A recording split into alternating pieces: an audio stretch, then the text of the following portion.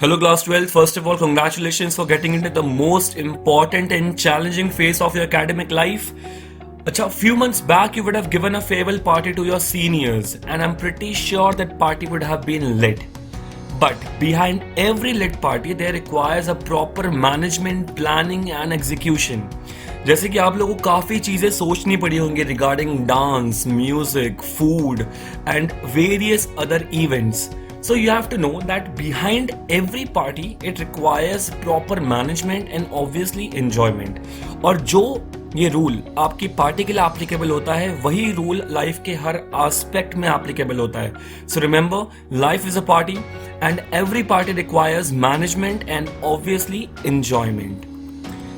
उसके बाद हमें ये भी समझना पड़ेगा कि किसी भी चीज के सक्सेस होने के पीछे कोई लक, कोई चांस ये नहीं होता है, बट किसी भी चीज के सक्सेस होने के पीछे होता है एक डेलिब्रेट प्लान्ड प्रोसेस जिसको बोलते हैं management. So the success of an activity is not by chance but it is a result of a deliberate process called management. Moving on, आज का हमारा चैप्टर है nature and significance of management. इस management के बारे में एक brief, एक बर्ड आई व्यू हम आज लेने वाले हैं in this chapter. And we'll see that what this management is all about. So management is whenever there is a group of people working, presence of management can be felt.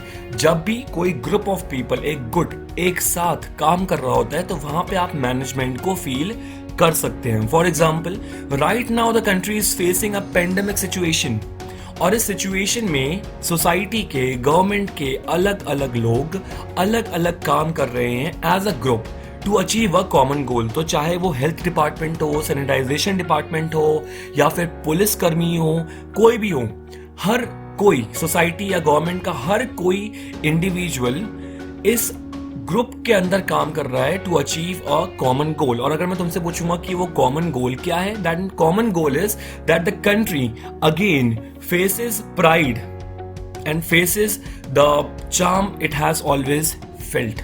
तो interrelated functions performed by individuals as a group to achieve a common goal. जब एक group कुछ ऐसे कार्य करता है, कुछ ऐसी एक्टिविटीज करता है जो आपस में लिंक्ड होती हैं और उन एक्टिविटीज को करने के पीछे एक कॉमन गोल होता है तो उसको हम मैनेजमेंट बोलते हैं. ऑलराइट, अब आते हैं मैनेजमेंट की बुक की लैंग्वेज में. तो management is a process of getting things done effectively and efficiently. Now this definition may seem small but it is a very important and has a very important keywords. Management is a process of getting things done effectively and efficiently. पहली बात तो यहाँ पे मैंने highlight कर रखा है process को कि ये प्रोसेस क्यों है और इस प्रोसेस के अंदर चीजों को इफेक्टिवली और एफिशिएंटली दोनों ही करना जरूरी क्यों है. हालांकि हम लोगों ने इन दोनों वर्ड्स को अपनी बोलचाल की भाषा में काफी बार यूज करा होगा, effectively and efficiently, but today we will understand the major difference between these two और क्यों इन दोनों का ही कॉम्बिनेशन मैनेजमेंट में जरूरी है. तो वो तीन कीवर्ड्स हैं हमारे लिए, प्रोसेस, इफेक्टिव एंड एफिशिएंट. पहले बात करते हैं हम प्रोसेस की, that why management is a process. अगर मैं बात करूं लेमैन लैंग्वेज में, बोलचाल की भाषा में, तो प्रोसेस को हम बहुत ही जगह यूज करते हैं. For example, if I say what is the process of applying to a basic university, और what is the process of what is the process of transferring a file from one place to another, या what is the process of withdrawing cash from ATM. तो अगर मैं ATM का example लेता हूं कि आप एक एटीएम से पैसे निकालने का प्रोसेस क्या होता है, तो तुम मुझे एक सीरीज ऑफ एक्शंस बताओगे कि पहले कार्ड डालेंगे, फिर लैंग्वेज सिलेक्ट करेंगे, फिर पिन डालेंगे, वगैरह वगैरह, and at the end cash withdraw होके आपके पास आ जाएगा. So that was the basic process. इस प्रोसेस में you will notice one thing कि यहाँ पे जो भी फंक्शंस हैं, these all functions are in a series. मतलब कि इनको आप तोड़ नहीं सकते हो. ये नहीं कि आपने पहले पिन डाला उसके बाद आपने एटीएम डाला, ऐसा नहीं हो सकता. तो जो प्रोसेस है वो एक सीरीज के अंदर हो रहा है और इस सीरीज को आप ब्रेक नहीं कर सकते हो. और ये सीरीज के अंत में आपका एक कॉमन गोल अचीव होगा, विच इज कि आपको मनी मिल जाएगा. So you have to understand process का बेसिक मतलब क्या होता है कि एक सीरीज ऑफ एक्शंस होते हैं जो एक कॉमन गोल की तरफ पहुंचते हैं. तो a series of actions taken in order to achieve a particular end is known as process. अच्छा, मैनेजमेंट प्रोसेस क्यों है? Management is a process because it includes the activities or functions performed to get things done.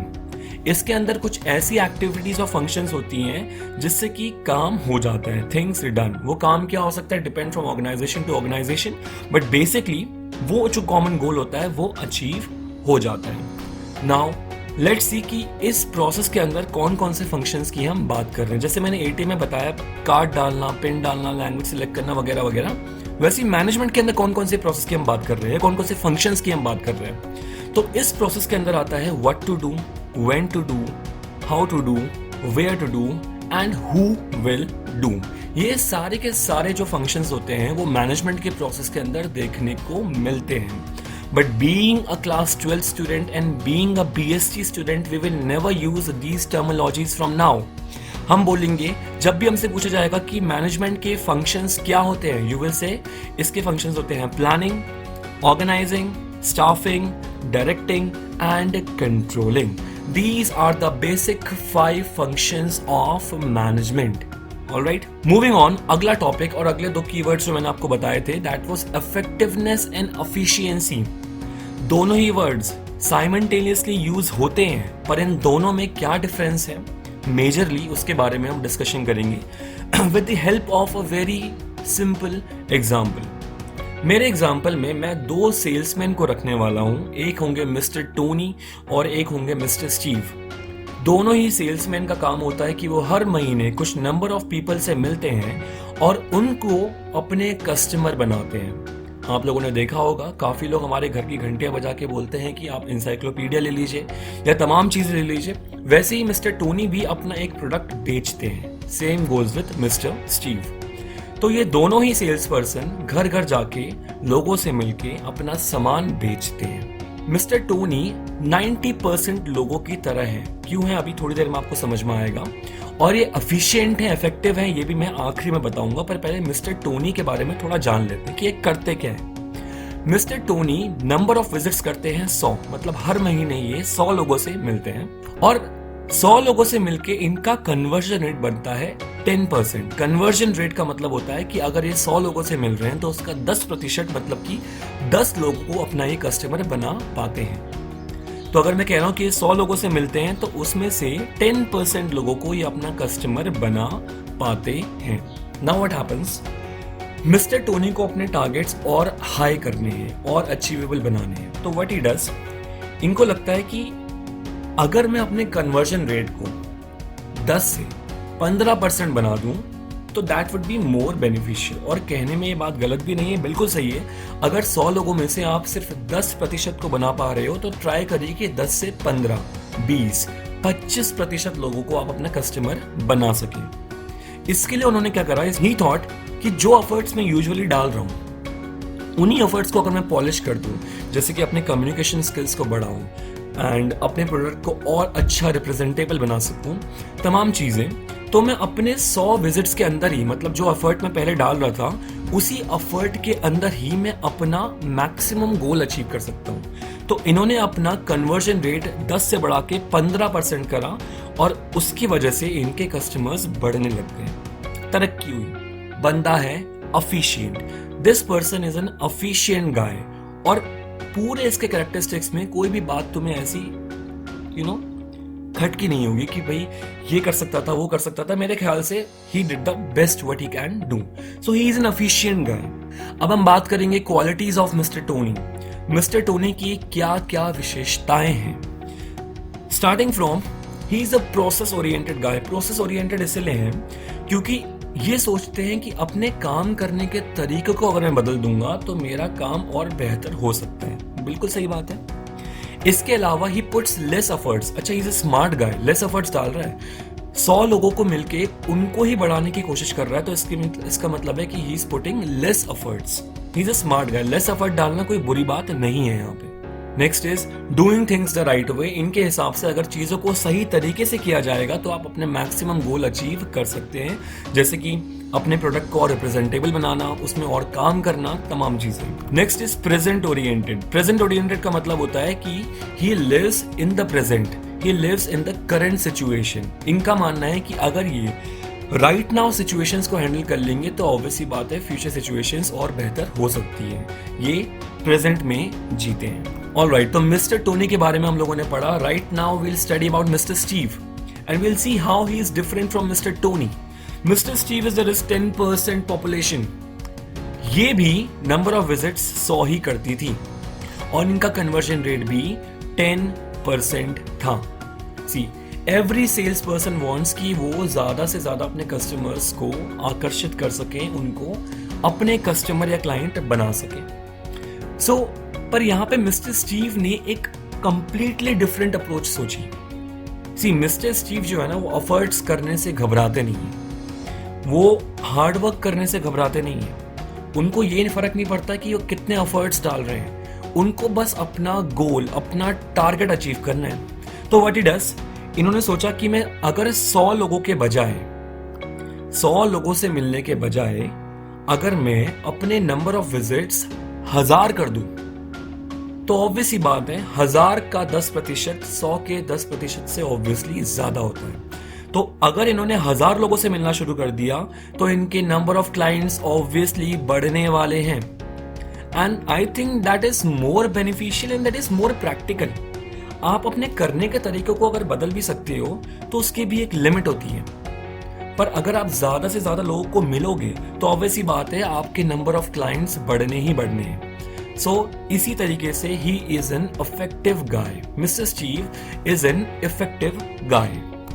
So now let's talk about the qualities of mister Steve, the effective guy. ध्यान रखना, Tony की qualities को अपने दिमाग में रखेंगे while studying the qualities of mister Steve. अगर याद नहीं है तो बैक करिए वीडियो, फटाफट से उसके क्वालिटीज को देखेंगे। टोनी की पहली क्वालिटी थी that he was process oriented, पर स्टीव की पहली क्वालिटी है that he is goal oriented. Mister Steve को अपना main target, main goal achieve करना है, चाहे वो कैसे भी हो, पर उनको अपना गोल अचीव करना है। उनको ये नहीं देख रहे हैं कि वो प्रोसेस कैसा कर रहे हैं, काम कैसा कर रहे हैं, उनको ये देखना है कि उनका eight the end of the day target achieve हो रहा है या नहीं हो रहा है। मिस्टर टोनी की दूसरी विशेषता थी that he was putting less efforts. He was a smart guy, but talking about mister Steve, he puts more efforts. We can not say he is not a smart guy, but he is more of a hard working guy, क्योंकि वो अपने ज्यादा से ज्यादा efforts को डालना चाह रहे हैं, क्योंकि उनका मेन गोल अचीव होना चाहिए। मिस्टर टोनी की अगली विशेषता थी doing things the right way, but यहां पे है डूइंग राइट थिंग्स। दोनों में फर्क है। अगर दोनों की हिंदी भी आप निकाल के देखें तो doing things the right way का मतलब होता है काम को सही तरीके से करना, और डूइंग राइट थिंग्स का मतलब होता है सही काम करना। मिस्टर स्टीव बिलीव्स कि सही काम क्या है? सही काम है टारगेट अचीव करना। अब वो कैसे करना है दैट डजंट मैटर, पर eight the end of the day आपका टारगेट अचीव हो जाना चाहिए। And the last thing is mister Tony was present oriented. वो वर्तमान में जीते थे। He always used to put efforts right now कि फिलहाल आज का दिन अच्छा हो। बट अगर बात करें मिस्टर स्टीव की, then he is future oriented। वो चाहते हैं कि उनका फ्यूचर गोल अचीव हो। He is always looking one eye in the future, a very futuristic guy, which makes him an effective person। अब क्योंकि हम लोगों ने एफिशिएंट, इफेक्टिव दोनों पर्सन्स के बारे में बात कर ली है, तो अब आते हैं वर्डिक्ट में कि एट द एंड क्या इससे बात निकल के आती है। और जो बात ये है वो बहुत ही इंपॉर्टेंट, आपकी प्रैक्टिकल लाइफ में भी एप्लीकेबल है। इन practical life the force of effectiveness surpasses the force of efficiency. वास्तविक जिंदगी में जो इफेक्टिवनेस की ताकत होती है, it is always greater than the power of efficiency. ऐसा क्यों? देखिए, इफेक्टिवनेस जो पर्सन होता है ना, जो इफेक्टिव पर्सन होता है, he is always striving to achieve the goal. उसका मेन टारगेट हमेशा गोल होता है। वो ये नहीं देखता कि काम कैसे हो रहा है और कितने एफर्ट्स में हो रहा है। ही always look that the ultimate goal should be achieved. But efficient guy more over वो ज्यादा ध्यान इसमें लगाता है कि उसकी कम से कम एफर्ट्स लगे, कम से कम रिसोर्सेज लगे, कम से कम कॉस्ट लगे, और उस तरीके से उसका काम एट द एंड हो जाए। सोचने वाली बात यहाँ पे ये है कि इफेक्टिव बंदे का काम होना ही होना है, because he is always striving for the goal. But efficient बंदे का काम हो भी सकता है, नहीं भी हो सकता है। अगर हो गया then it is better. So you have to understand one thing, in order to be efficient you have to be effective first.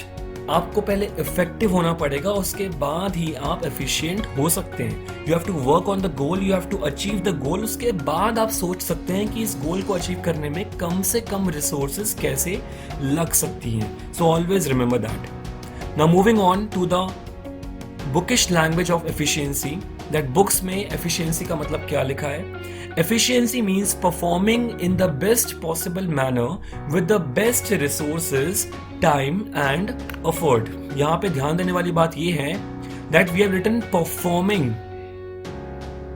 Efficiency का मतलब होता है काम को करना, क्रिया को करना इस तरीके से कि आप बेस्ट पॉसिबल मैनर में कर रहे हैं, आपकी बेस्ट रिसोर्सेज लग रही हैं और टाइम लग रहा है और एफर्ट लग रहा है। बेस्ट का मतलब होता है कम से कम। Okay, That what efficiency means according to the books. और बिल्कुल सही बात है। And effectiveness means accomplishing a purpose by producing an intended result. We have to understand the difference between performing and accomplishing. Performing का मतलब होता है क्रिया करने की कोशिश, but accomplishing का मतलब होता है task completed, accomplished. So in an intended result मतलब जो आपका प्री प्लान्ड रिजल्ट है वो आपने अचीव कर लिया है तो आप इफेक्टिव बन जाएंगे। और अगर आप कोशिश कर रहे हैं कि वो टारगेट अचीव हो with least resources and time and effort, तो इसका मतलब है you are following the path of efficiency. Now this is the differentiation between effectiveness and efficiency. I'm pretty sure you will be able to relate each and every item written in this. Effectiveness हमारी पहली priority रहती है, जैसे कि मैंने आपको पहले बताया था, in order to be efficient you have to be effective first. So effectiveness is the first priority and efficiency is the second priority. एक बार काम हो जाए तब देखेंगे वो काम कितने आसान तरीके से हो सकता है। इफेक्टिवनेस जो होता है वो काम को असाइन टाइम के अंदर कर देता है, बट एफिशिएंसी मे और may not complete the task in the assigned time. Similarly effectiveness guarantees completion of assigned task, but efficiency does not guarantee the completion of assigned task. Effectiveness means doing the right thing, सही काम करना। Efficiency means doing the thing right, काम को सही से करना। Effectiveness is goal oriented. Effectiveness का main task है कि गोल को कंप्लीट करें and efficiency is process oriented कि वो काम करने का जो प्रोसेस है वो कम से कम रिसोर्सेज को अप्लाई करें। Effectiveness is future oriented. Future इसीलिए बिकॉज गोल आपका फ्यूचर में रखा हुआ है, इसीलिए it is future oriented also. ये बात यहीं से निकल के आ रही है। And efficiency is present oriented because it works on the process and process lies always in the present. Now I would like to represent one more example that will strengthen the understanding of efficiency and effectiveness till the roots. तो अब जो मैं बताने जा रहा हूँ maybe it will be an inspirational aspect for you, और हो सकता है कि effectiveness और efficiency को आप और in depth समझ सकें। In this phase of pandemic और लॉकडाउन, जब सब लोग घर पे हैं, या तो हम गेम्स खेल रहे हैं, मूवीज देख रहे हैं, पबजी, लूडो, और we are studying, nothing is wrong. I am not saying कोई भी चीज़ गलत है, करिए आप अपने फ्री टाइम पे जो करना चाहते हैं करिए, स्टडीज भी करिए, बट काफ़ी लोग यूट्यूब भी सर्व कर रहे होंगे, ऑब्वियसली बात है, और तरह तरह की वीडियोस देखते होंगे। And I think you can relate with this. जब भी आप कोई पर्टिकुलर वीडियो देखते हैं, मैं ये नहीं कह रहा हूँ सारी वीडियोस, पर कभी कोई ऐसी वीडियो जो आपके फील्ड को अटैच करती है। फॉर एग्जाम्पल, आपको गाना बहुत पसंद है, आपने कोई म्यूजिक वीडियो देखी या किसी को ऐसे ही अपने घर पे गाते हुए देखा यूट्यूब में, हु इज गोइंग वायरल, तो आपको लगेगा कि I think I can do it better. कुछ भी हो सकता है, maybe it can be a dance video और it can be you know funny act और एनीथिंग। उसको देख के शायद आपको लगे कि I think I can do it better, and there lies the difference between effectiveness and efficiency. Right there, आपके वो सोचने में कि इस चीज को मैं अच्छा कर सकता हूं एंड उसके वो एक्चुअली में अकम्प्लिश करने में ही डिफरेंस है between effectiveness and efficiency. So I would like to present the example of some high earning youtubers जिन लोगों ने इफेक्टिव काम किया, ना कि efficient. For example, male alpha. Male alpha के पेज में इतनी सारी वीडियोज हैं, आई थिंक 400 से 600 के बीच में इसके पेज में वीडियोस होंगी, और अगर आप इसकी कोई भी 4 वीडियोस उठा के देखेंगे तो यू विल रियलाइज कि ये वही बातों को रिपीट कर रहा है, या ये कुछ ऐसी बातें कह रहा है जो मुझे ऑलरेडी पता है, या इससे बेटर वीडियो मैं बना सकता हूँ। पर वहीं पे डिफरेंस लाई हो जाता है, क्योंकि आप सोच रहे हैं कि आप इस काम को कितना और अच्छा कर सकते हैं, बट मेल अल्फा ने वो काम एक्चुअली में एग्जीक्यूट कर दिया है। इसके अलावा तरह तरह के और भी एग्जाम्पल्स हैं, जैसे कि होसे, कैरी मिनाती, बीबी की वाइन्स। इन सारे के सारे लोगों की वीडियोस देखने के बाद यू विल रियलाइज कि okay, I can make it better. इनमें ऐसा क्या खास है? But there lies the difference that they have actually executed the task and you are still wondering कि मेरी नेक्स्ट या फर्स्ट यूट्यूब वीडियो कब आएगी। So there lies the whole difference between effectiveness and efficiency. Always remember, be effective first. उसके बाद ही सोचना कि वो काम efficiently कैसे हो पाएगा। That is it. Thank you. जय हिंद। दोस्तों, अगर आपको हमारा काम अच्छा लगता है तो सैक फोरम को सब्सक्राइब कीजिए और बेल आइकन को दबा दीजिए ताकि आपको डेली वीडियो अपडेट्स मिलते रहें।